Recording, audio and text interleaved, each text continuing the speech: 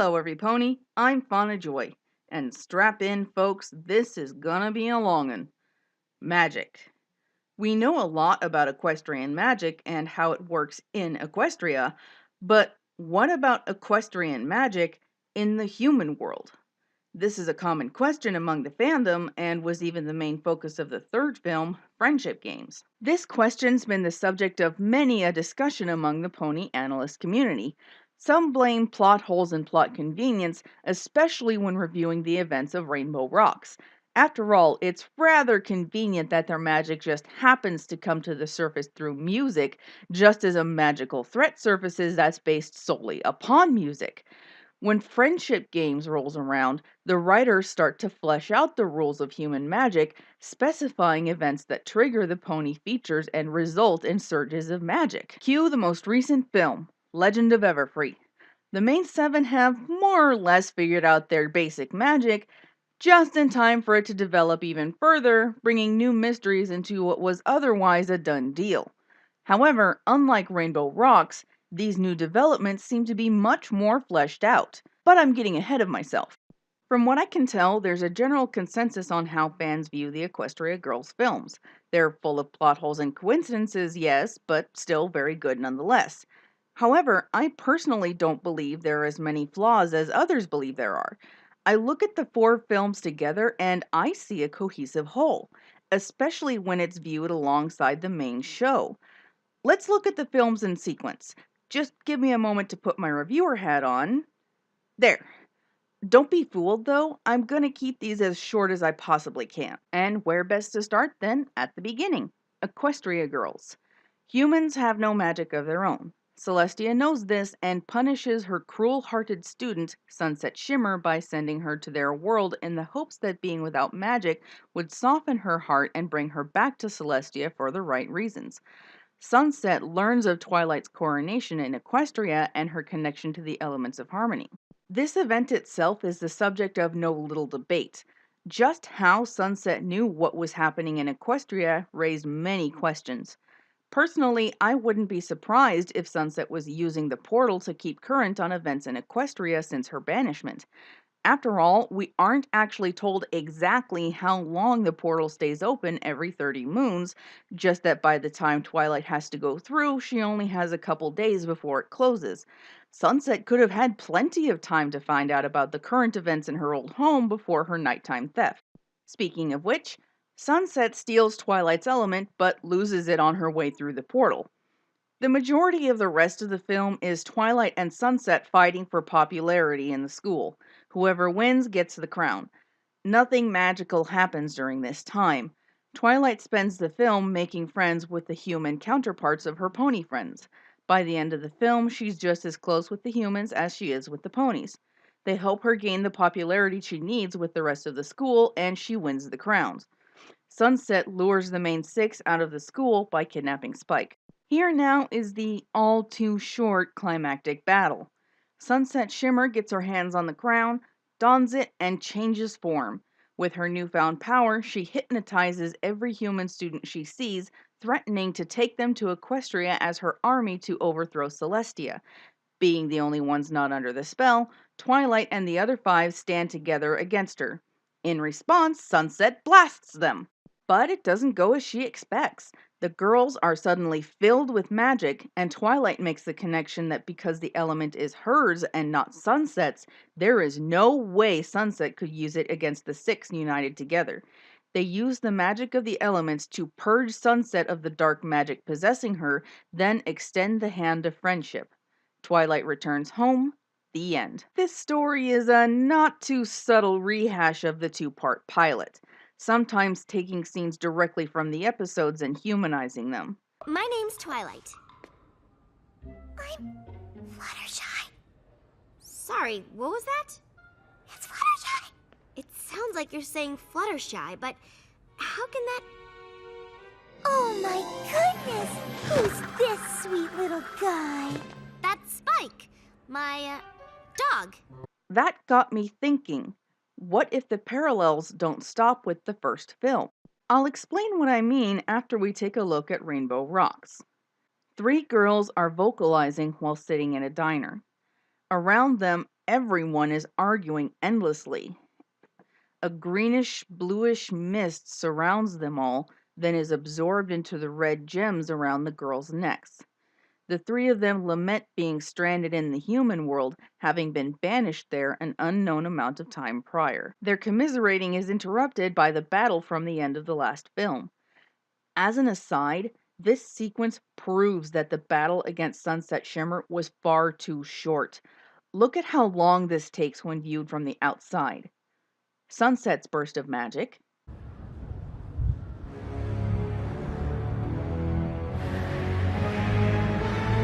Element's burst of magic.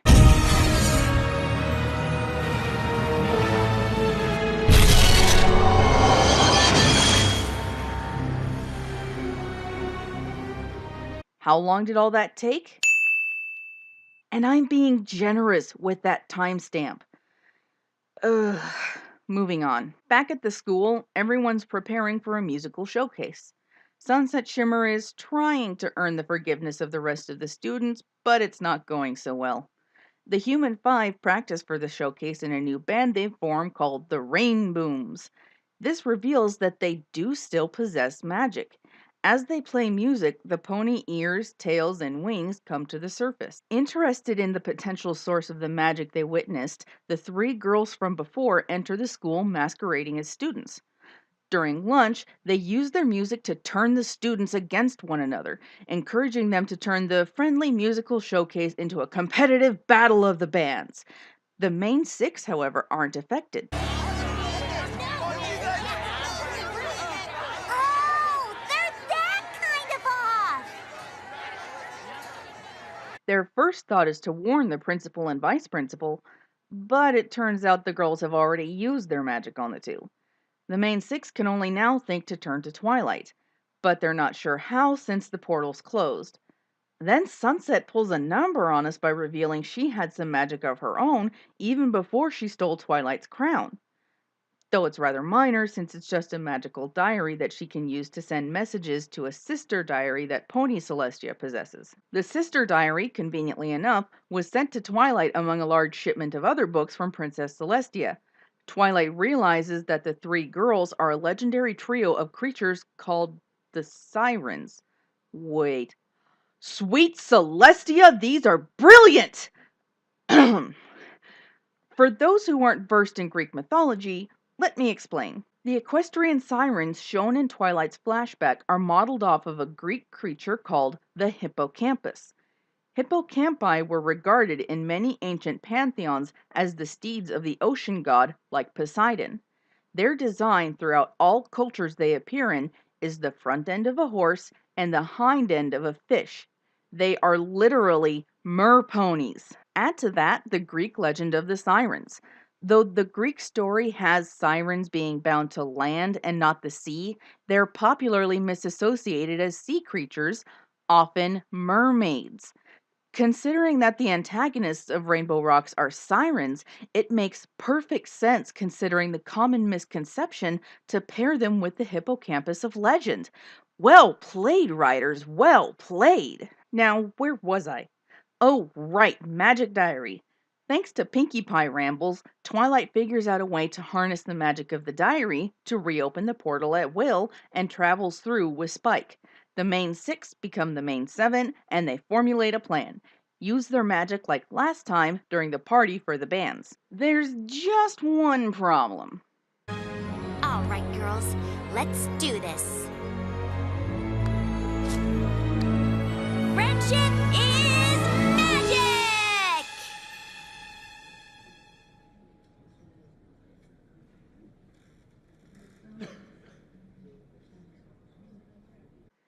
This is when it occurs to them that they need music to access their magic.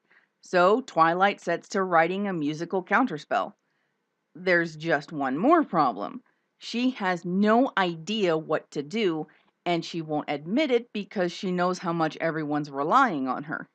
She and Sunset commiserate over misplaced expectations at Pinkie Pie's during a sleepover. Thanks to all these expectations and underlying stress among the other five in the Rain Booms, the counterspell isn't having the effect they need it to. When they practice, their sound is all over the place, and Rainbow is the only one who manages to maintain even a glimmer of magic.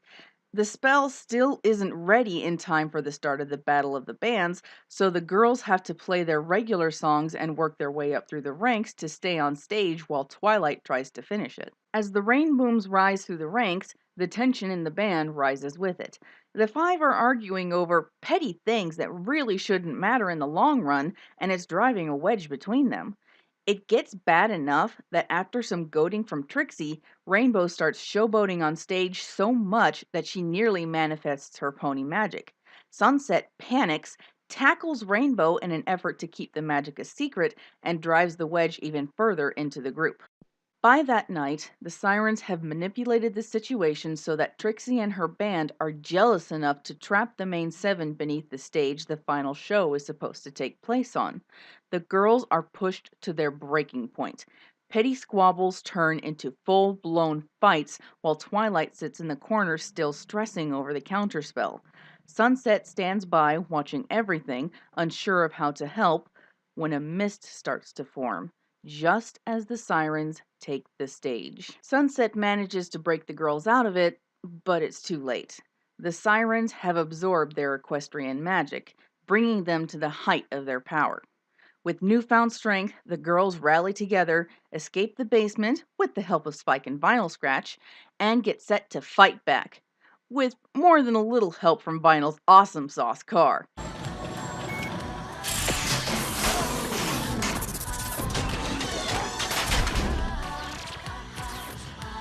I have to say, this is my favorite battle of the entire MLP series, even over the battle with Tyrek. You feel the power coming from both sides, and you feel the stakes at hand.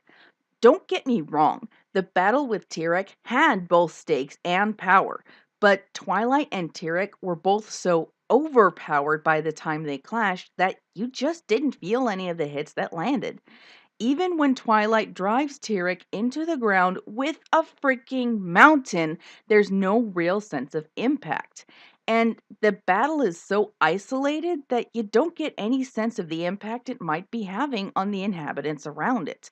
The only damage we see done is to what looks like uninhabited woodland and mountain ranges, and at the end of the battle, neither combatant shows any sign of being worn out like they've just been through a huge, equally matched magical battle.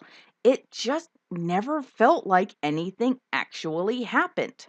But this fight, this you feel. Having the crowd there during the song battle, showing the tug of war of power over them, gives you a tangible sense of just what's at stake here. And when each side lands a hit on the other, there's a noticeable reaction. When the Sirens join their voices and hit the main six, the girls are driven to their knees by the sheer force of it.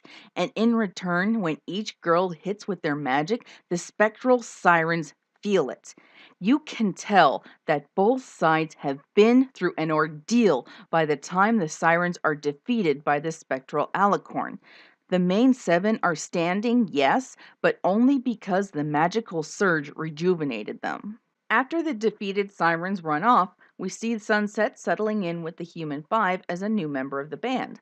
We're also shown that the Human Six maintain their rainbow-fied hair and tails after Twilight leaves, meaning their magic has changed in a similar way the magic of the Pony Six has changed. Then there's the infamous teaser of Human Twilight for the next movie.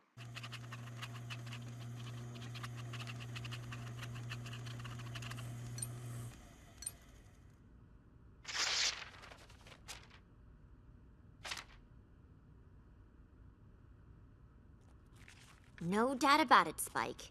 There's definitely something strange going on at that school. All right, let's pause here and take the hat off. There. Now, the first movie. The magic situation was pretty open and shut. Twilight's element of harmony was the only known magic in the human world. When it was worn by Sunset, she was changed because she was trying to twist its magic to her own devious ends. But it didn't work because the parallel versions of the bearers of the other five elements joined together. essentially uniting the elements themselves through Twilight's element. Then we were given rainbow rocks, and every analyst and reviewer in the fandom proceeded to go cross-eyed trying to figure out what the heck just happened here. Well, I'm noticing quite a few parallels here. In the show, the main six gain the power of the elements because Equestria is an inherently magical place. They were able to reform the broken spheres into the new elements. Once the elements were reformed, the six were able to channel their magic through the gems. This was how they used the magic of harmony for most of the show until they discovered the tree and opened the chest. Now the six's power has changed. How exactly, we're not sure, but from what we saw after they opened the chest, it seems they no longer need the physical elements to channel the tree's magic. In the episode, Do Princesses Dream of Magic Sheep, it's implied that the girls can now activate the magic of harmony at need, but it's undetermined if this is a one-off because it's a dream sequence or a demonstration of how the magic actually works. Whether it is or not, their magic does work very differently now. Consider their connection to the cutie map. It's able to manipulate their cutie marks in a way we have only seen twice before. First from Star Swirl's spell, and second from Starlight Glimmer. The magic of the map is able to actually manipulate their marks, sending out signals and glows on the girls' flanks and ultimately copying their marks as a symbol for where they're needed in Equestria. As for the humans, their magic actually makes sense when you think about it in line with the events in Equestria. The magic of harmony needed to be channeled through objects. These objects in Equestria were the pendants and crown. In the human world, they were individual instruments, or in Twilight's case, the microphone. Let me borrow an analogy from Soul Eater. Each member of the human five have magic within them, but on their own, the magic is very weak and can only do so much. Pair this magic with an instrument, and it amplifies that magic into something that can be used in a needed situation, like Fluttershy hypnotizing these hamsters back into their cages. Use these amplifications together and you get the effect of a concert sound system, strong enough to blast enemies off their feet. Now we have to bring Sunset Shimmer into the equation. She was never connected to an established element, and we can't ignore that seventh streak of color that joined the rainbow when she stepped up to help the main six. That streak of color has spawned a few theories of its own, especially since Sunset retains the magic of harmony after Twilight leaves. The Brony notion has brought up the idea that she represents a mirror element to Twilight's, the element of friendship. His theory is very solid, and for some time I agreed with him. However, I found something that changed my mind, but I'll get to that later. For now, let's take a look at the changes that come along in friendship games. Speaking of which, first thing I'm going to say is that the next two films have much more content than the first two. While the main cores of the first two films can be summed up in a couple sentences, there really isn't a whole lot that can be skipped in either Friendship Games or Legend of Everfree, so here's where this episode is going to get a bit long. Let's get to it. Friendship Game starts with Rainbow Dash sending out a 911 to the other five for a broken guitar string. That's the human Dash for you. Sunset sits down to write a letter to Twilight. While she's writing, a behoodied figure steps off the bus with a scanner of some sort. It leads her directly to the portal. Sunset calls after her and scares her off. On the bus, she takes her hood off to reveal Human Twilight! Ooh, this ought to be good. Twilight heads back to the school and, yeah, what was that? Yeah, they did it again! Oh no, another door! Brace yourself! Oh, no flash that time. Whew! The title sequence plays, then ends with Twilight condensing her scanner into a compact-sized device. Then it fades into the main six trying to figure out who the hoodied figure was. Of course, it occurs to them that maybe she came through the portal, but they dismiss that idea as quickly as it comes up. Applejack makes a joke about magical enemies bent on world domination with a wink to Sunset, who just smiles back. I love this moment. It shows a lot of growth in the group since Rainbow Rocks. Sunset's past boo-boos are acknowledged, but it's no longer something to be no offense about. It's become an inside joke, and it's one of my favorite scenes in the movie. With that moment over, Rainbow Dash comes out of the exposition aisle of the library to explain that the figure almost certainly goes to Crystal Prep, this world's version of the Crystal Empire, I guess. Though that raises a couple huge questions for me. Are all major metropolitan cities in Equestria reduced to high schools in the human world? What are the names of the cities in this world? For that matter, what is this world even called? Humania? Sapiena? Bob? Come on, Hasbro, give us some world building here. Rainbow continues her exposition by explaining that every 4 years, Canterlot High and Crystal Prep compete against one another in something called the Friendship Games. And every time, Crystal Prep wins handily. But they are the worst kind of winners, as they rub their win in the faces of Canterlot through vandalism. Because of that, the students are less than enthused to see the games coming up. So the pep rally in the next scene is rather devoid of pep.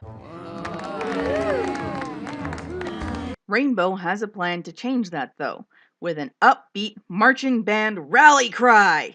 She reminds the students that they've been through tougher scrapes than the friendship games thanks to she-demons and sirens, and their spirits start to rise.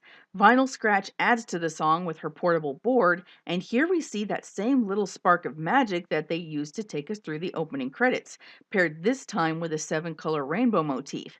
Music starts playing through the speakers, and near the end of the song, we're treated to a nice little surprise as Rainbow ponies up without the assistance of her guitar, microphone, or any other item she could channel her magic with. Naturally, the girls, principal and vice principal, are curious/concerned about this. Sunset's wheels are already turning when Luna tasks her with trying to figure out how to keep their magic out of the games, which is only understandable. On the one hand, they don't want to be accused of cheating. On the other, magic has never been seen in this world and could bring a lot of the worst kind of attention down on the school and the main six. Sunset agrees and sets to work. Unfortunately, she almost immediately hits a wall and writes to Princess Twilight asking for help. I can't say I blame her. She admits herself that she doesn't have the same experience with friendship magic that Twilight does. I find it interesting the position they put Sunset in during this film. It's the same position Twilight was in during Rainbow Rocks, and it's interesting to see how she handles the pressure, especially considering her much closer bond with the Human Five. We shift back to Twilight at Crystal Prep.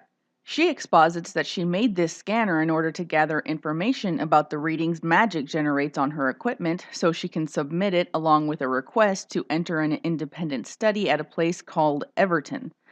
We're never told anything about Everton beyond the name and the fact that they have an independent study program, but it's implied that they're an Ivy League school like Harvard or Yale. Her exposition is interrupted by Dean Cadence. And I gotta say, I really don't like the design of human Cadence. Luna and Celestia I really like, but Cadence just looks off. And for a while, I couldn't put my hoof on why. She has roughly the same body shape as Celestia and Luna, just a little shorter. And at first glance, her face seems to be roughly the same shape, just a little more rounded. Generally, it doesn't look all that bad, but something about it is just off-putting. Finally, after staring at a picture of her for a few minutes, then comparing the human with the pony, it clicked. It's her hair and her outfit. The darker purple streak in her hair is much wider on the human than it is on the pony. And it isn't until I noticed that extra purple that I realized it really clashes with her skin tone and is rough on the eyes. Her clothes are the same way. The blue tones are a major break from her color palette. In Equestria, the only blue on Cadence is her cutie mark, which is a small enough amount that it isn't distracting from her overall design. I suppose it could be justified by saying that blue is the color scheme of the Crystal Empire, but that's not exactly true. Everyone else from Crystal Prep is dressed in purple tones, a color scheme that would go so much better with Cadence's overall look. I can even prove that these blue colors clash with her color palette by isolating her face. Look at that eyeshadow. That cyan is just garish. I think they were going for a color that had a cute pop when you look at it, but this just explodes off of her eyelids and hits you. It's that bad a break in her color scheme. Luna and Celestia's hair and clothes complement their looks, mainly because their hairstyles are somewhat altered from their pony selves. Their hair is subtler since they aren't filled with alicorn magic, and their clothes match their general color scheme, especially those that they tend to have when in dress. Celestia tends to wear purple and gold, and Luna tends to wear colors that match her mane and coat. Now, yes, Cadence did wear that icy blue dress for Twilight's coronation, and I still feel that blue clashes with her color scheme. Cadence would do so much better in shades of pink, purple, and or yellow. Just look at this fan art of unique dresses in those shades. Doesn't she just look so much better in these colors? Personally, in colors like those, I think she looks much more regal. Let's see Dean Cadence in colors like that. See? So much better! And she really doesn't need eyeshadow, so I took that off. And now her colors are much more in keeping with the Crystal Prep color scheme. Actually, let's see her in that color scheme. Again, much better. I decided to give her darker eyeshadow this time just to see how it looks, and it looks much better because that shade of blue has just enough of a hint of red that it fits the purple in her hair. Either of these schemes would have been a much better choice than the one they went with. Seriously, why do they keep putting her in bright blue? Back to the story. Through the conversation in this scene, we learn that Cadence isn't the one in charge at Crystal Prep. No, it's some woman named Abacus Cinch, someone we've never heard of in the pony world and have never seen a canon pony model of. In Cinch's office, Cinch exposits that Twilight's not going to compete in the friendship games. She sends Cadence and Shining Armor's cameo out of the room and proceeds to flat out blackmail Twilight into competing, threatening to keep her out of the independent study otherwise. Dang, woman, check your priorities! Twilight puts her scanner on a necklace and heads to the buses, where we meet not only the main competitors for Crystal Prep, but a few more background characters. Ironically enough, several of the Crystal Prep students are named Canterlot ponies: Fleur de Lis, Jet Set, and Upper Crust. There are also a couple faces we've seen before in the show, but none of them are from the Crystal Empire. There's Suri Polomare and Trenderhoof, though I have to wonder what their human names are. There's also Royal Pin and Neon Lights. The main team for Crystal Prep include Indigo Zap, who, frustratingly enough, is a recolor of Lightning Dust. I really would have loved to see a human Lightning Dust competing against the human Rainbow Dash. Oh well. Sour Sweet, whose only characterization is that she says something nice, then says something as rude as they could possibly get away with in a children's show. Sugarcoat, who doesn't sugarcoat anything she says. Lemon Zest, who's basically just vinyl scratch after too much coffee. And Sunny Flare, who's just kind of relegated to the background. And of course, they all pick on Twilight, with the possible exception of Lemon Zest, who's just a bit overenthusiastic about sharing her music. Dude, you have gotta hear this! Back at Canterlot High, Rarity has apparently been hard at work making uniforms for any and every potential event at the school, including piracy and wizardry apparently. Though considering we see those outfits on Pinkie Pie, it's debatable whether or not Rarity actually made those for the games or if those are just Pinkie's personal outfits. Once off the bus, Twilight gets distracted by her scanner and heads into Canterlot, where naturally the other students greet her as she passes. Since she's not looking where she's going, she plows right into Flash Sentry. I haven't said anything about him yet, have I?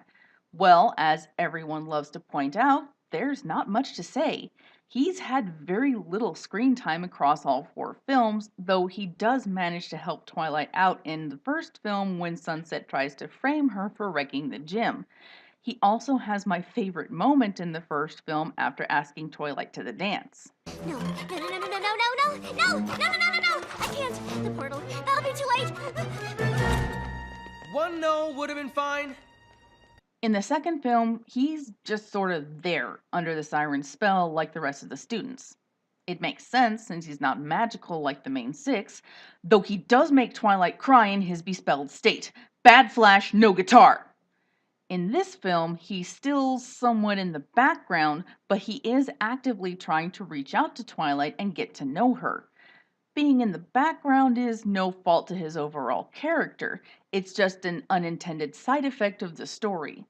It proves that he wants to get to know Twilight. He likes her for more than just her looks and the fact that she's saved the world a couple times.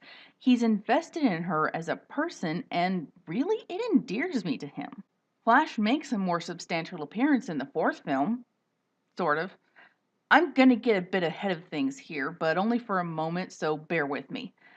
In the fourth film, Flash is trying to get to know the new Twilight, but he keeps tripping over himself because of the fact he's treating her like an old friend when she barely knows his name. During a conversation with Sunset, he comes to the conclusion that he should just forget about this Twilight when she shows interest in someone else, even though that relationship isn't likely to go anywhere. Honestly, I think he's being a little hard on himself. If he tried to actually talk to this Twilight, get into a real conversation, and get to know her better, he'd more than likely be able to separate her from her pony counterpart. But he doesn't seem to try very hard and just gives up at the first roadblock.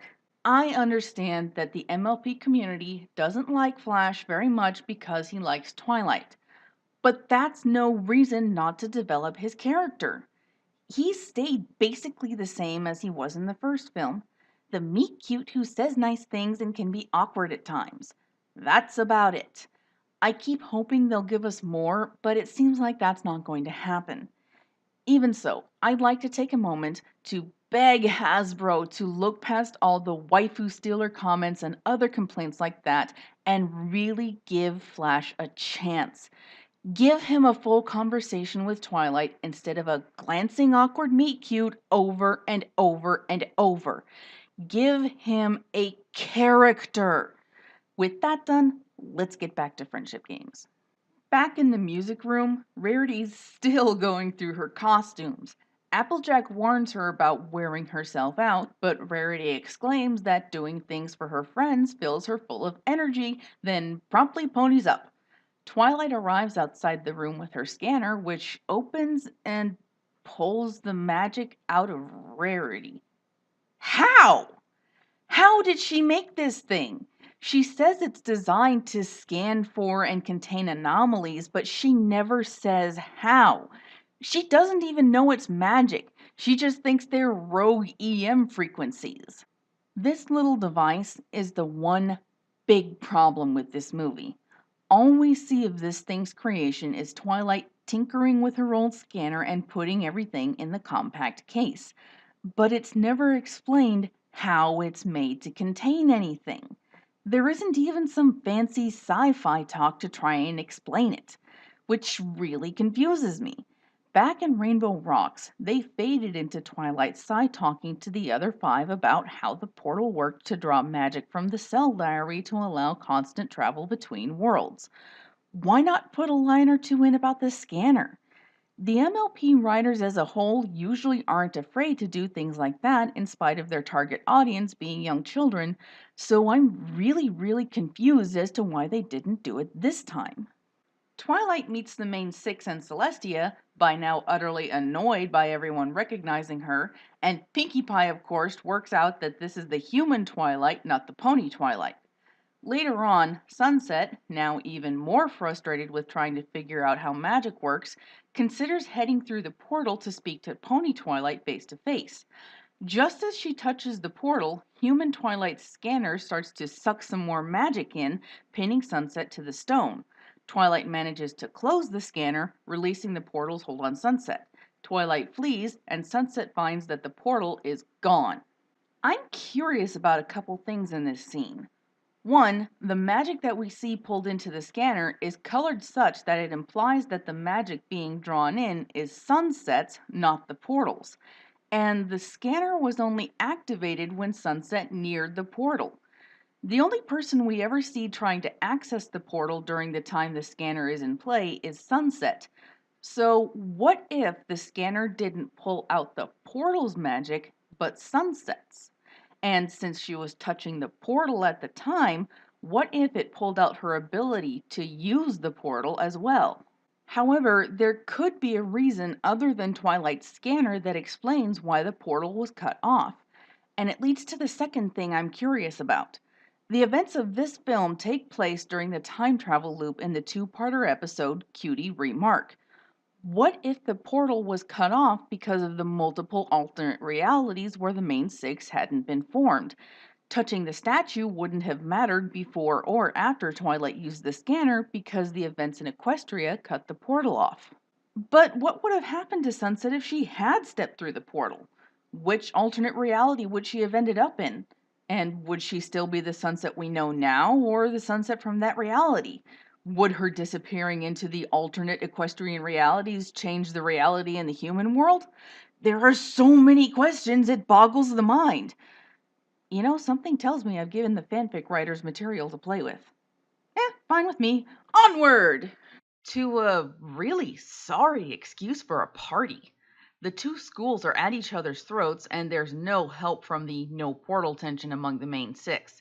Pinkie Pie decides to abduct Twilight so she can help bring in her party cannons and lighten things up. It even works a little bit, with a little mood lighting and actual music from Vinyl Scratch to help.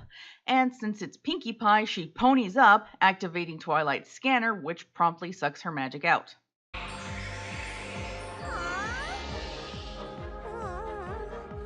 am party pooped.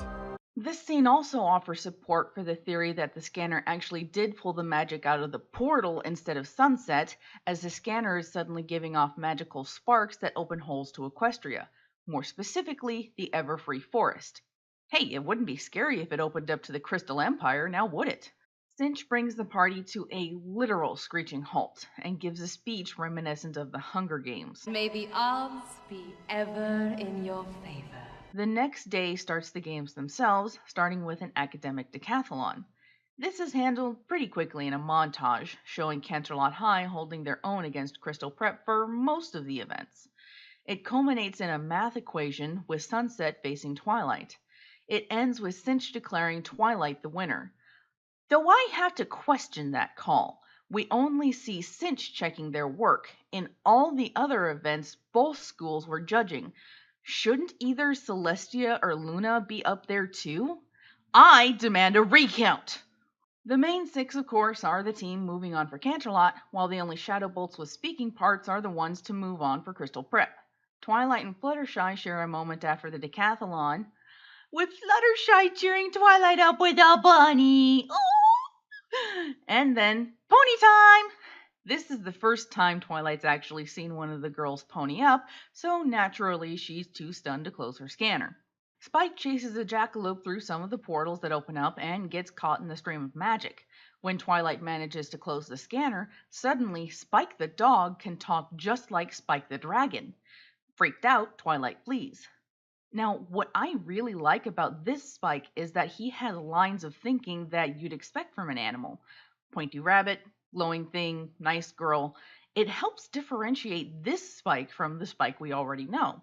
Cinch then shows up to twist the knife some more by asking Twilight to spy on the main six, or else. Speaking of whom, the main six have finally gotten a look at the athletic track, with my favorite comedic moment of the movie resulting. I don't suppose you made motocross outfits? Oh, don't be ridiculous. Of course I did! The athletic is a triple relay: archery, speed skating, and motocross. Twilight's the second archer for the Shadow Bolts, which was a really bad move when you think about it. She's obviously the worst athlete on the team, so why would you give her the hardest of the two targets to hit? Well, it gives Applejack her pony moment, as she's the only one willing to help Twilight by coaching her through getting a bullseye. See? I was telling you the truth. Unfortunately, this causes the scanner to activate. Twilight panics, trips over Spike, and drops the scanner. It falls open and starts spitting portals out like watermelon seeds. just in time for the motocross to start. As the four riders go around the track, ever-free plants start coming through the portals and attacking the competitors. Sunset Shimmer and Sugarcoat get taken out early, but Dash being Dash, she turns around to save Sunset. She ponies up because of it and uses her newly gained flight to keep the plants away from Sunset and Indigo, making the rest of the race plant-free so Sunset can win fairly. Sunset is near her breaking point, especially since this event nearly hurt her friends. It only gets worse when Rainbow gets close enough to Twilight to set her scanner off. When Twilight admits she has no idea what's going on, Sunset explodes, bringing out a bit of her old self as she blames everything on Twilight. Once Twilight runs off, Sunset immediately regrets her words, showing some incredible maturity in her character. Yeah, we all explode at times, but what marks the boundary between healthy and unhealthy is how we deal with the damage done. Sunset agonizes over what she said and fully intends to make it up to Twilight when she has the chance. That shows that she has come a really long way in becoming a much better, healthier person. Cinch rants at Celestia, trying to claim that Canterlot had an unfair advantage with trained attack plants and winged students, demanding a forfeit.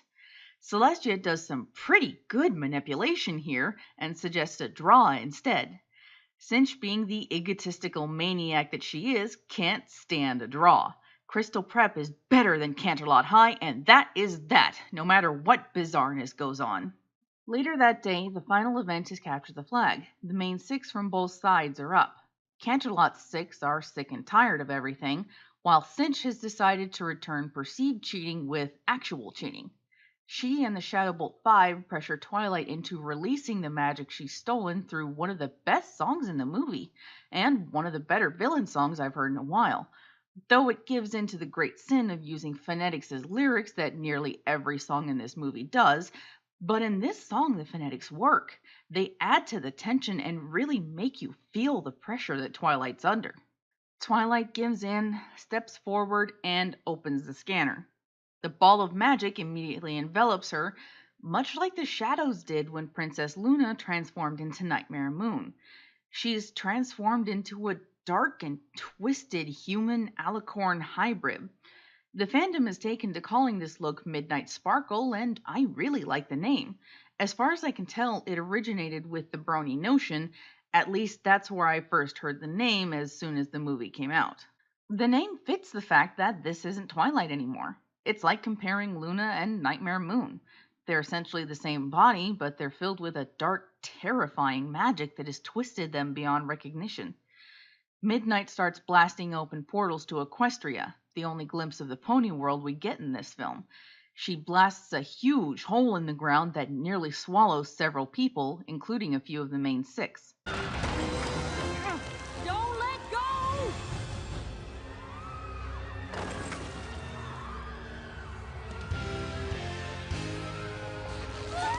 Hang on! Obviously! We've got you!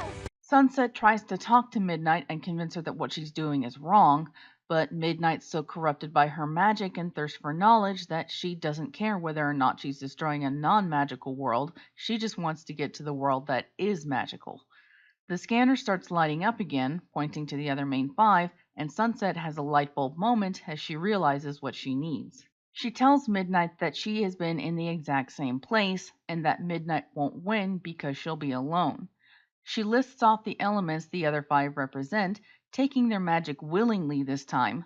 Then she tosses the scanner on the ground, releasing her own sphere of magic.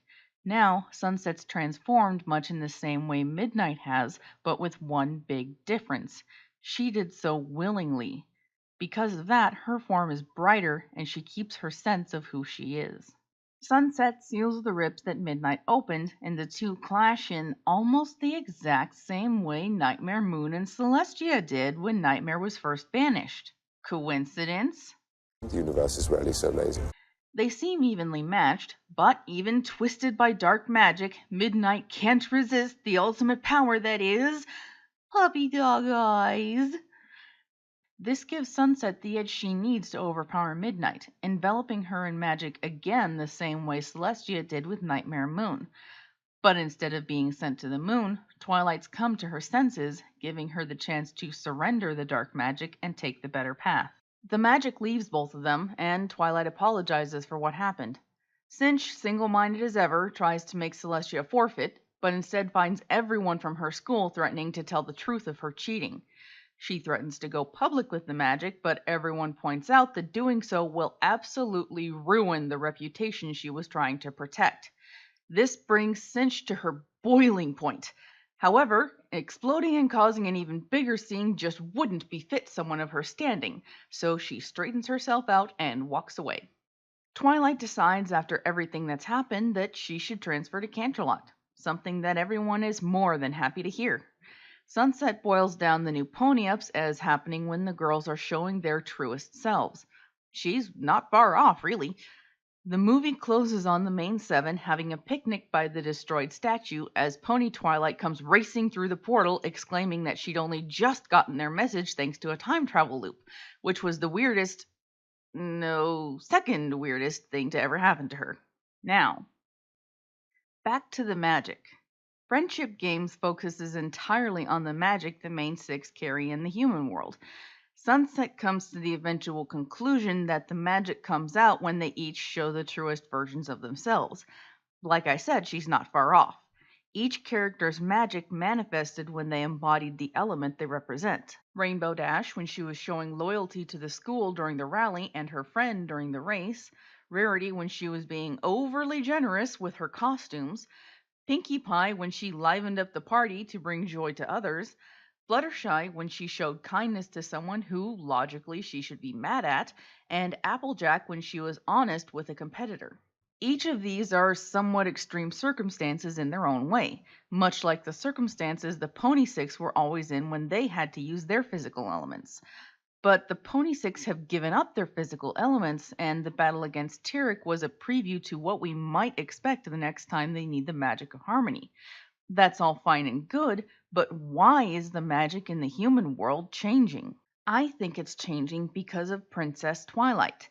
She came back to Canterlot High after she gave up her physical element, and when the main seven battled against the Sirens, their transformed appearances mirrored those of the Pony Six when battling Tyrek. So Twilight brought over her transformed magic. This started a cascade effect in the human Six's magic.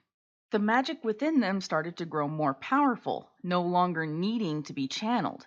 Yes, it can be channeled through their music, but it doesn't have to be. And during the battle with Midnight, their magic began to show all at once.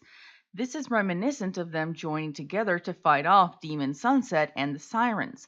Individually, their magic shows when they embody their element, but when they join together to repair the harm dark magic has done, that is when they're embodying the magic of harmony. Now, why didn't Sunset ever pony up without music? Well, I can think of two reasons. One, there's my previous theory that Twilight Scanner pulled out Sunset's magic instead of or along with the magic of the portal, so Sunset wasn't able to pony up. Two, Sunset never really encountered a situation where she could embody her given element. The pressure of trying to find the answer about how magic works was so intense that her channels wouldn't be as open to channeling as they usually would. This film puts the magic of the main six in a rather odd place.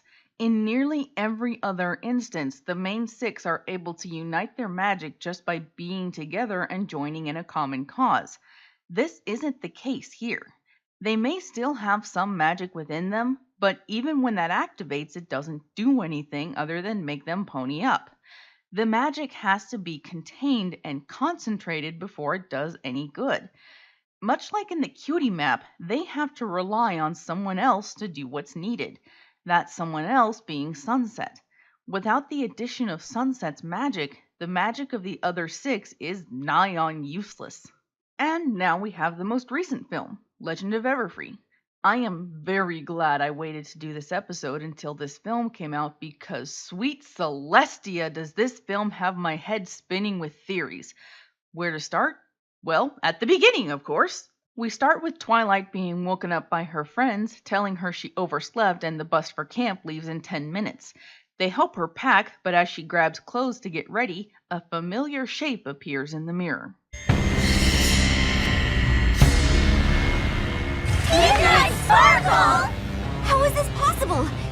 Trimmer helped me defeat you at the friendship games. You and your friends can never truly defeat me.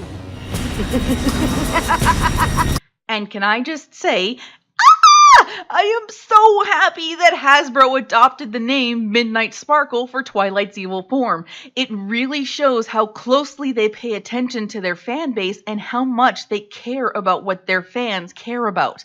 The 100th episode, Slice of Life, was a cool enough tribute to their fans, but in my opinion, this tops that episode handily. Well, with that out of the way, Midnight starts monologuing about how she can never truly be defeated, she'll be black, blah, blah, blah, blah, blah. Typical villain stuff, as everything disappears in the same blocky destruction Midnight caused when she was opening rifts to Equestria during the last film. Midnight begins to take Twilight over and causes Twilight to scream, waking herself up out of her nightmare. It turns out the students of CHS are on the bus to Camp Everfree, a place Luna and Celestia enjoyed in their childhoods. This announcement takes us into the opening credits song, which is a delightful little country campy song. Since I'm not doing a full review, I'd like to take a moment here to talk about the music in this film. It's incredibly disappointing, especially since the people who make the Equestria Girls films have proven that they can make phenomenal music with Rainbow Rocks. The music of Friendship Games was well done also, sticking to a high school cheer type of style with most of them and having consistently good sets of songs. But when I first watched Everfree, something just bothered me, and my second viewing didn't make me feel much better. So I turned to my father, Harmonic Joy, who has much more experience with music than I do, being trained in many styles, and we were able to put our hooves on it. Since he can explain this topic better than I can, I feel it's best to turn things over to him for the moment. Harmonic? Hello, Fauna. Thanks for having me. When I first listened to the songs in this video, something just felt off. I couldn't put my hoof on it, so I went back and listened a few more times.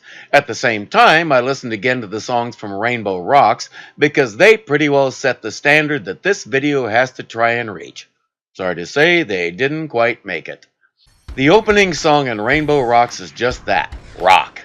The song has a driving beat, it builds on the dual meaning of rock, and is just fun to listen to.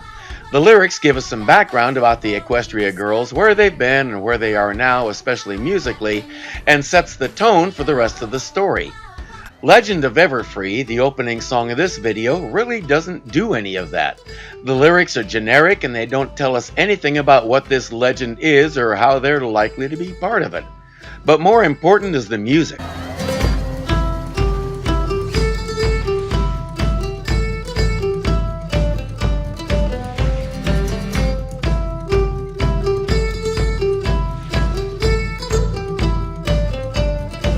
It's hard to tell what we're setting up here with a rock-style driving bass drum and what sounds like a cross between an acoustic guitar and a banjo.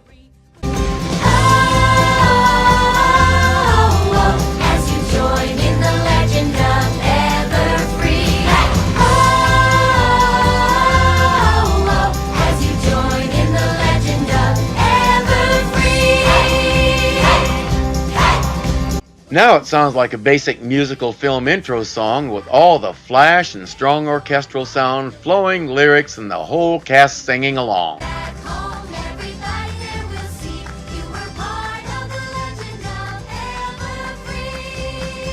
Now we're doing a bluegrass stomp. Why? This song can't decide what it wants to be. It's like it's trying to blend 3 or 4 totally different genres into one, and all it's doing is making a mess of all of them. It used to be so simple. It was a world I understood.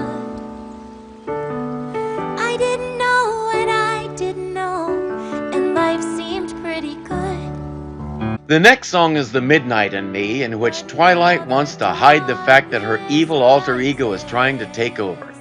I know this is supposed to be part of the big conflict, but honestly, this song doesn't sell it. The music is too generic, and unless you know all of the backstory and everything else, it doesn't really convey anything menacing. Why mustn't they see the midnight in her? What'll happen? What's the potential here? Like the opening song, it doesn't really tell us anything. Contrast that with the first siren song in Rainbow Rocks.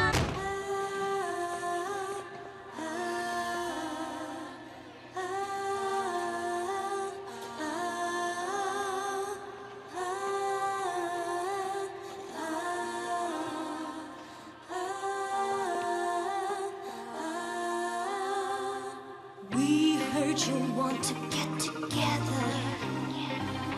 We heard you want to rock the school. We've thought of something that is better. Something that changes all the rules. You can both see and hear the menace here. All the unity and friendship the girls have been building for however long is suddenly at risk because these three are coming along and pushing the idea of competition. The notion that I'm better than you and I can prove it, and it starts to set friends at each other's throats. In just a couple of verses, we get all that, and it really is scary to think where it's likely to lead. Next, we have Embrace the Magic. So you have magic, and it's not that great. But when it found you, you know it was fate. And it might seem scary now, but it can be wonderful too. So how about we embrace the magic and make the magic part of you? These lyrics are very well done. They get the point across and are fairly creative. The music is delightful. It's upbeat, it moves well, it has a nice melody, and is memorable. Unfortunately, those two things, the lyrics and the music, have absolutely nothing to do with each other. Trying to horseshoe those lyrics into that music makes the whole thing feel forced, mostly because it is. It's hard to listen to because it sounds like it was put together by someone with 5 legs. The true villain is revealed, and Gloriosa sings her dastardly plan. I have waited for the day to send this greedy wolf away. Now the magic is my salvation. Gather close in my protection. We will stand forever free. I think I'm watching the wrong video. This sounds like it belongs in The Nightmare Before Christmas. The plan is also really vague. Some rich guy wants to take the camp away, so she's gonna build an impenetrable wall around it and keep him from it, and keep the girls in here forever. To do what? What's the point of a camp if campers can't get to and from it? Has she really thought this through? Maybe she should have consulted Jack Skellington before she went ahead with this. But I give it this much. The song itself, especially with the video, is genuinely frightening. The music projects lurking menace that reinforces the message of the video. You're never getting out of here. Musically, this is the best song I've heard so far in the video. Once the conflict is resolved, we get the Song of Victory about being the legend you were meant to be. I have no idea what that means. The verses talk about being friends, working together, and using the magic that's in each one of us to make things better for everyone. Then the chorus talks about being a hero and a legend. I don't get it.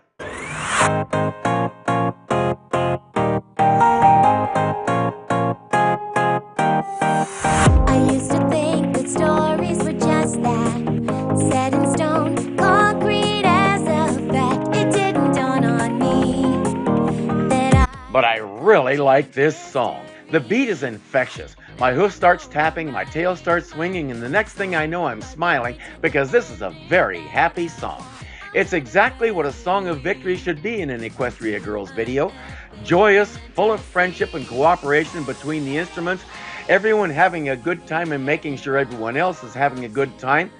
That's what the entire My Little Pony universe is about, because friendship really is magic. We wrap it up with Hope Springs Eternal, which brings us full circle, because this one starts out as a nice upbeat bluegrass ditty, but suddenly turns into a rock song, then back to bluegrass, then to a pop song. It's possible to blend different styles like that and come up with something unique, like Carlos Santana did with rock and Latin music.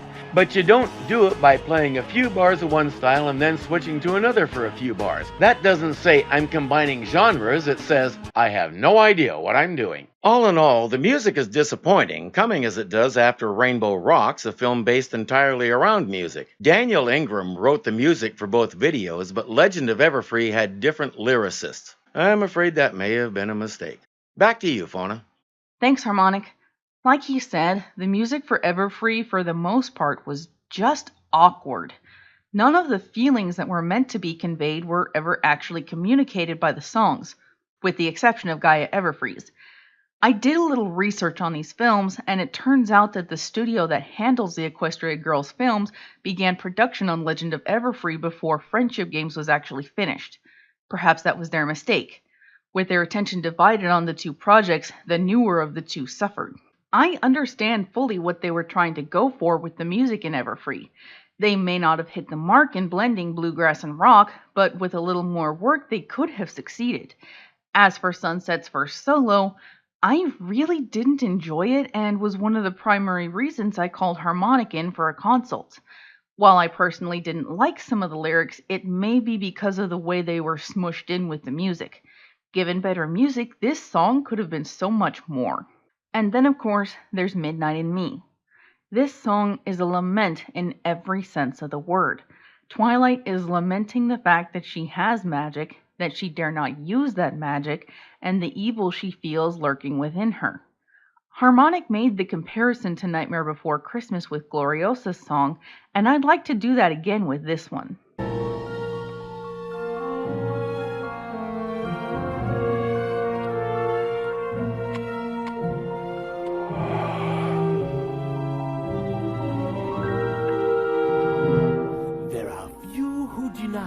What I do, I am the best, for my talents are renowned far and wide. When it comes to surprises in the moonlit night, I excel without ever even trying.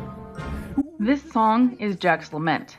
Jack Skellington is lamenting the fact that he no longer finds joy in the things that he's best at, that the others in Halloween Town would never understand that lack of joy, and that there's no way he can find joy in anything else.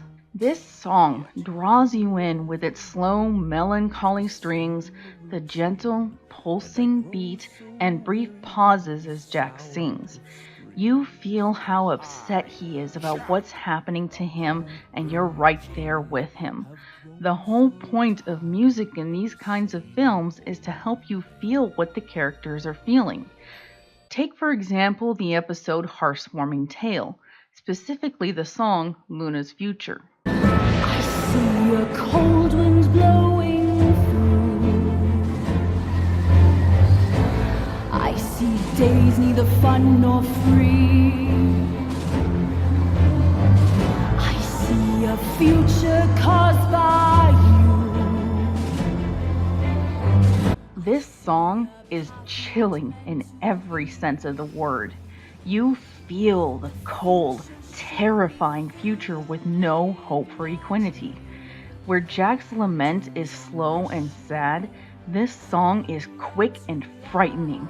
But both songs achieve the goal of filling you with this feeling of melancholy. Every time I hear this song, I shiver as though I'm right there with Luna and Snowfall. This is the power a song like this should have. And again, Luna's Future was done mostly by Daniel Ingram, so we know he can accomplish a song with the kind of power Midnight in Me should have had. But here's the thing.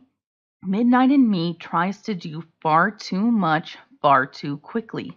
It shifts from one moment from lamenting and melancholy to victorious and gleeful, and then right back again.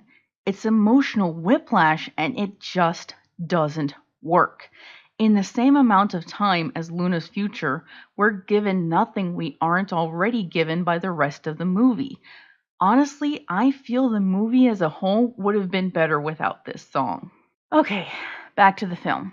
Everyone is excited for camp for various reasons, though they all really just want to get away from the magical chaos that's been permeating CHS and giving them so much grief. And Pinky slips and mentions demon friends. This happens a few times through the movie, same as it did in Rainbow Rocks with Sunset Shimmer, and it frustrates me.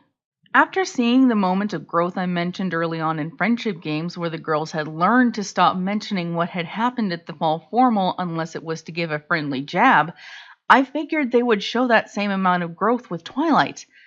But no, we get the same rehashing of events with comment followed by no offense. And it's much worse this time since Twilight was a victim at the Friendship Games. She didn't want to be filled with magical power the way Sunset did at the fall formal. Heck, she had no clue what would happen when she released the magic from her device. From the beginning of the film to the end, she had no idea what was going on as pertained to the magical events. Until Sunset flat out told her it was magic, she didn't even know what it was. So hearing her new friends talking about her like this just makes it hurt all over again, and the no offense comments don't make it any better. This also makes me really disappointed in Hasbro. These moments are not funny. They were a little funny in Rainbow Rocks since Sunset was the villain in the original film, but with the original 5 having grown past making those awkward comments with Sunset, I feel they'd be much more sensitive with Twilight's feelings because she was a victim. I can give Hasbro one slip-up from Pinkie Pie, but given Twilight's reaction, the rest of the girls should have put their heads together and made a determined effort not to say anything. But we don't see that effort, and it shows a major lack of awareness for their friends' feelings that shouldn't be there. Moving on. Now we meet the brother and sister who run the camp, Gloriosa Daisy and Timber Spruce. Gloriosa is an incredibly chipper, eager-to-please person who literally says yes to everything the campers want. As she meets with the campers and gathers activity ideas, Principal Celestia suggests the camp gift, a tradition where current campers create something that becomes a permanent part of the camp for future campers to use, prompting an amusing little bit of snark from Luna. The sundial was our year's gift. Even though some people thought it was a little impractical since a sundial can't be used at night. Though as all of this is going on, Gloriosa and Timber are constantly sniping at each other as some kind of tension between them continues to mount. They manage to work through it though and hand out tent assignments, which are drawn from a bag. Most of the main 7 are tented together, with Sunset and Twilight winding up together in the Sapphire tent. It's at this moment that Twilight and Timber have a little geek-out moment together. Technically, sapphires aren't just blue. They can be pink, purple, yellow. Yeah, but they're mostly blue. That's why they're named after the Latin word spherus. That means blue. I know. But did you know that sapphires are just rubies without chromium? No. But did you know that sapphire tent is the best one? No. Why's that? Because you're in it. I just have one question. How old is Timber? Think about it. These girls are in high school. At least half a year is past, and if we want to assume this series is going to last a while, they're going to remain in high school for some time, meaning they're somewhere between 15 and 17 years old. Timber and Gloriosa are old enough to have inherited the camp from their parents and seem to have been running it on their own for a while now, with Gloriosa doing most of the paperwork. Even if we assume that Gloriosa is the older of the 2 siblings and has gone to college to learn about business practices, Timber still talks as though he's part owner, meaning he has to be at least 18 if not older. He talks, works, and carries himself like someone who is well into his 20s, even taking into account the fact that he grew up at this camp. His crush on Twilight is not cute. It is creepy. Before anyone can take their stuff to the tents, Filthy Rich shows up, introducing even more tension to the scene. And anyone who's seen an after-school special can figure out that he's trying to destroy the camp to make more money, so now we know why things are so tense between Gloriosa and Timber. Gloriosa tries to brush off his visit by telling everyone he's an alumni of the camp, which is wrong. Alumni is used for multiple people. Filthy Rich is a single person. Therefore, he would be an alumnus. But that's beside the point. Sunset and Twilight start to settle into their tent and have a heart-to-heart about the friendship games, with Sunset reassuring Twilight that what happened was not her fault, and that she'll find the comfort, friendship, and forgiveness she needs among the people at CHS. As they get ready to head out, Sunset's looking for her sunscreen, and Twilight points it out, to interesting effect. Found it!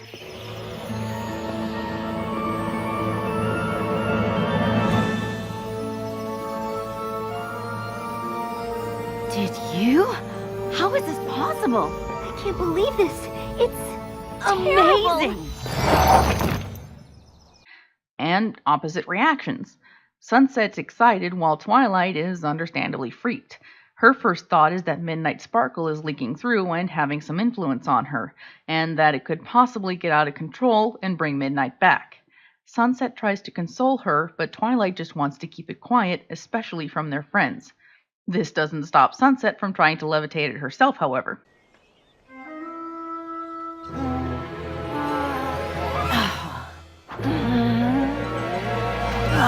I think you're just gonna have to pick it up. Aww.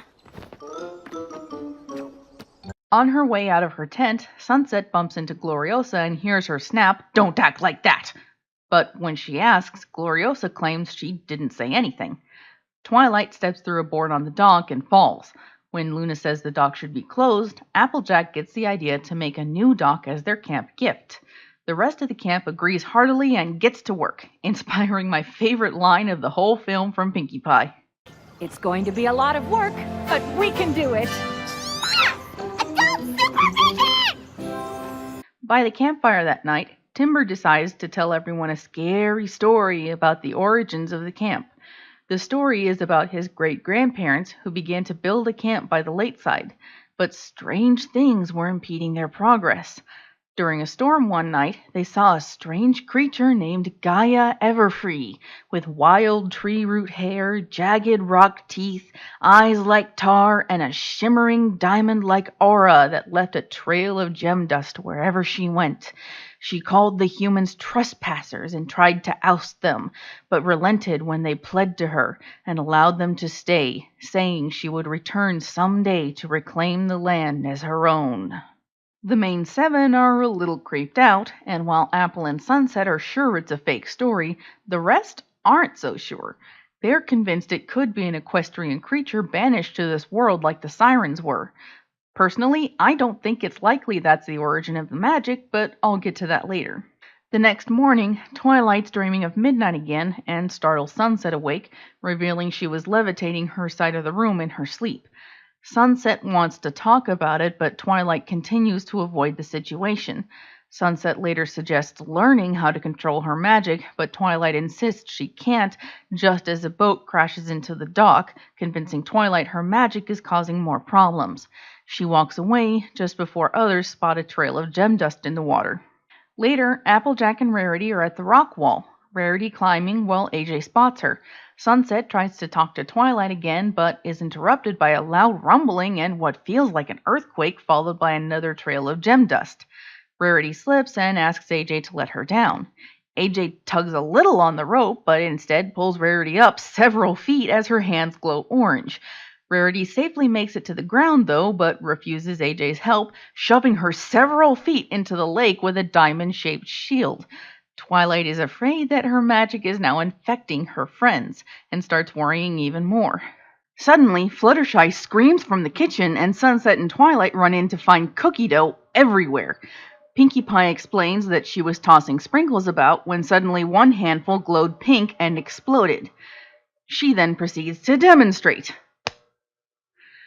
Fluttershy goes to get some paper towels, but can't reach. When she asks for help, a little birdie comes to her aid, and she suddenly finds herself having a lovely little conversation with it. It then decides to be helpful and calls its friends to see if she can talk to them too. Where did they come from? This is a closed building. The birds are startled away when Applejack and Rarity come in, and they explain what happened to the two of them to the others. Just as AJ wonders where Rainbow Dash is, a rainbow streak rushes in, and Rainbow Dash slams into the wall. She explains that when she ran off to get a climbing harness, the next thing she knew, she was almost back to town. Which town? The town they live in? Or another town? What is the name of the town, Hasbro? Tell us! Rarity logically asks why she was gone for so long if she could run that fast. Turns out the girls have to be in or close to the camp to retain their abilities, as Rainbow Dash lost the speed when she got that far away. In an awkward silence, Fluttershy suggests that maybe it's Gaia Everfree giving them their abilities.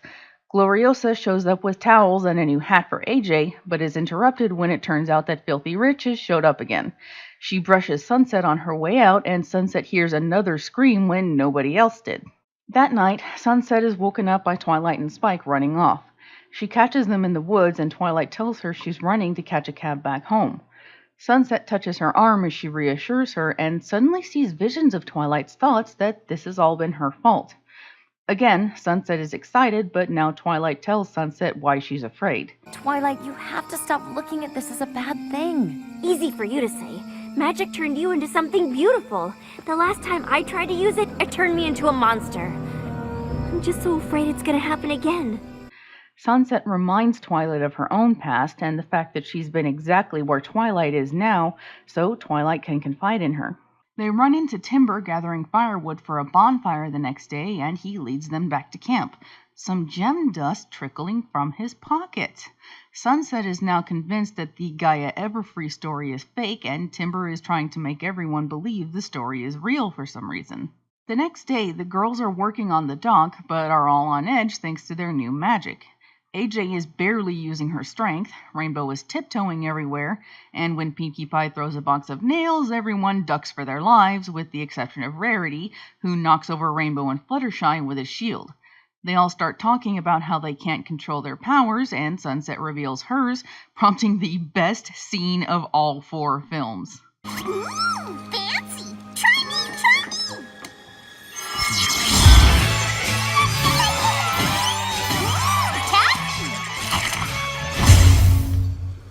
That explains so much. Yep! Through a montage, the girls, with the exception of Twilight, embrace their new magic. Wait, shouldn't Sunset be getting visions during that intro? I mean, she touches bare skin on Rainbow, Rarity, and Fluttershy. Well, she only touched Rarity's hand for like half a second, but she touched Rainbow and Fluttershy's shoulders just as long as she touched Twilight and Pinkie Pie before she got a vision. Well, I guess the power of montage preempts the power of telepathy. Sunset hears an argument between Gloriosa and Timber, with him telling her that she needs to let it go. Sunset assumes that this means Timber wants Gloriosa to sell the camp, and that's why he's been spreading the story of Gaia Everfree and the gem dust to support it. She sees Timber walk off into the woods and is drawn by a rock slide to a glowing cave. She sends a message to Twilight to come to the rock quarry, and the two enter the cave. Inside, the walls are lined with red crystals, and equestrian magic permeates the air. Gloriosa reveals herself, and Sunset grabs her arm, getting a vision that explains everything.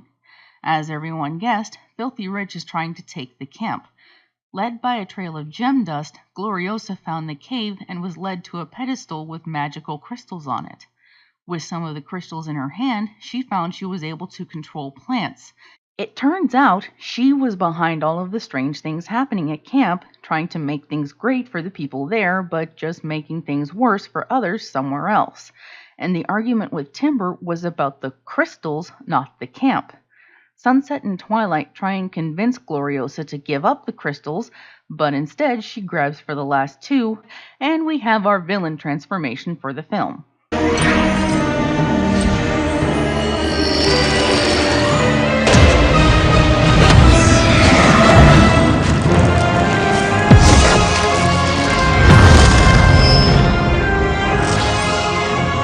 Sorry, girls.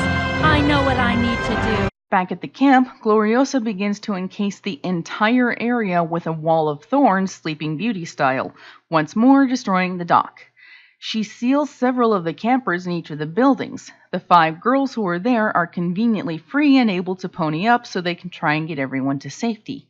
Rainbow and Rarity get people out of danger, while Applejack, Fluttershy, and Pinkie Pie try and make ways out. But the thorns are growing too fast and crush everything they try and put in the way. Gloriosa has them at every turn, and they realize she's too strong for them. Back in the cave, Spike is chewed through the vines holding the girls, and Twilight uses her magic to move one of the rocks enough to let them out.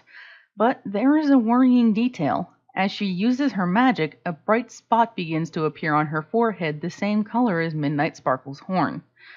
The girls within the wall try and talk Gloriosa down, but Rarity manages to say exactly the wrong thing. I'm doing this for you! Gloriosa, let's just think about this for a moment, shall we? I mean, I think Camp Everfree is absolutely delightful, but I just don't know that I'm quite ready to give up my weekly trips to the spa. To the spa? To the spa!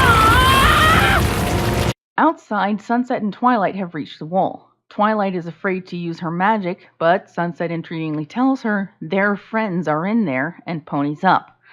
I need to take a moment for this. I discussed earlier how Brony Notion theorized that Sunset represents the element of friendship and that I initially agreed with his theory. But then I found this. I even had my support of the friendship angle completely written out before I found it. But when I did, everything just clicked perfectly. It isn't the image that's important, but the description that comes with it. This person went to a panel at Comic-Con before the release of Friendship Games and asked the MLP staff what Sunset's element would be.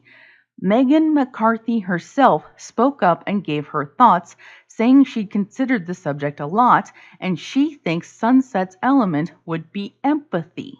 This is a brilliant element for Sunset when you think about it, especially considering the events of the films. Sunset has seriously altered her path since the first film, becoming much more aware of the feelings of those around her. She's much more careful about offending others, and if a situation gets out of hand and someone's hurt emotionally, she's usually the first one to speak up and try and fix things. Put it all together with her new magic, which others have been calling empathy, the way she's been able to convince Twilight that none of the new magic is her fault, and the fact that she ponied up while bolstering Twilight's confidence, an empathetic thing to do, and something tells me the writers just might be going through with empathy being Sunset's element. And considering what happens next, I think y'all watching just might agree with me if you don't already. Twilight steps forward, opening the vines with her magic, and this time we don't just see the glimmer of the horn, but the same eyes as Midnight as well. Gloriosa is encasing herself in some sort of cocoon, and filling the dome of brambles with even more plants. Rarity protects the main seven with a small shield dome of her own, and Sunset tells Twilight that she's their only hope. She tells Twilight to be stronger than Midnight's Sparkle, that they won't let her take over, and Twilight decides to try as Sunset's hands glow red and she takes hold of Twilight's arms. Twilight begins to push at the brambles, but the transformation is already beginning, with Midnight Sparkle trying to exert her control. But it's interrupted by her friends, all 6 entering her mind and sending their strength and trust that she can overpower Midnight and take control. This gives Twilight the power she needs, and she is able to pony up properly. Sort of. I'll admit, what's coming next is freaking awesome, but it's a little tarnished for me by the fact that this Twilight has wings. This means that were she to step into Equestria, she would be an alicorn. Think about that. She would have even less an idea of what to do with her magic than Flurry Heart, and that kid nearly destroyed the Crystal Empire. Even more frustratingly, Pony Twilight earned her wings through dedication and hard work. Does this mean that human Twilight automatically got those wings because of what Pony Twi did? I call bull. She shouldn't be flying. This scene would be just as inspiring if she was levitating herself up to Gloriosa. Heck, I actually think that would be more inspiring, because that means she's gotten enough control over her fears to manipulate multiple objects through levitation. But enough about that. It's awesome time!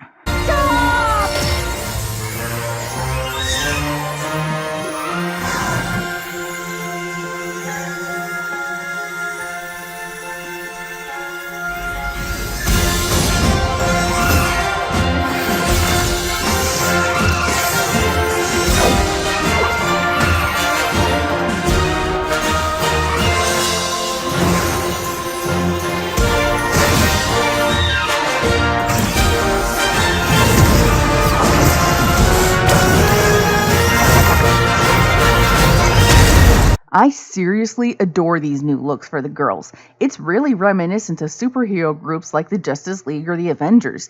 Each look is completely unique, yet they have that feeling of a cohesive whole. Though I do have to wonder who came up with the idea of spikes for the Wayne girls. That's the one part that really just doesn't work for me. I understand we have a crystal-y theme going on here, but really? I was going to show some images of crystal wings made by the average artist, but then I found these. These are some of the Legend of Everfree toys that have been released, and honestly, they have the kind of crystally wing design I was thinking would have looked much better, though I don't know why Sunset is in the collection instead of Fluttershy. Toy makers are weird sometimes. But seriously, look at these wings and compare them to the ones in the movie. Can you picture Rainbow sporting a glorious set of sapphire or aquamarine wings, or Fluttershy with glowing citrine or amber wings, and Twilight with shining amethyst wings? It just feels like they spent so much time on the rest of the outfits but got to the wings and said, make them spiky, just leaving it at that. Everyone begins to recover and clean up while Gloriosa begins making her apologies. She tries to say that she should have just given up and let Filthy Rich win, getting a rather heated response from Celestia and Luna. No, it's not. This camp has meant so much to so many people, my sister and me included. Why do you think we wanted our students to come here? The main 7 rally together, deciding to throw a ball in the Crystal Cavern to raise money and bring the alumni of the camp together in order to save it. Gloriosa isn't so sure, but she has no idea who she's dealing with. These girls have the power of montage!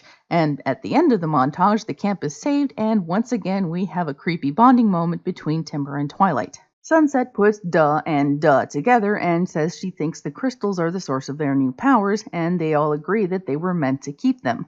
Though now she's wondering where the magic came from in the first place, leading us to sequel bait!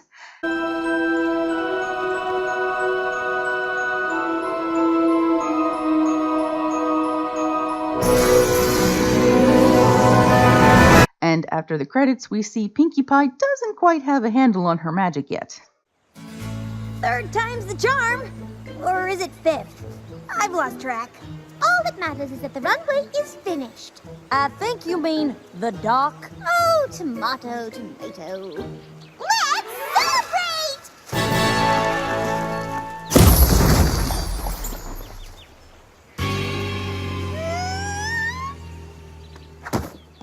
This was a good movie, in spite of the music.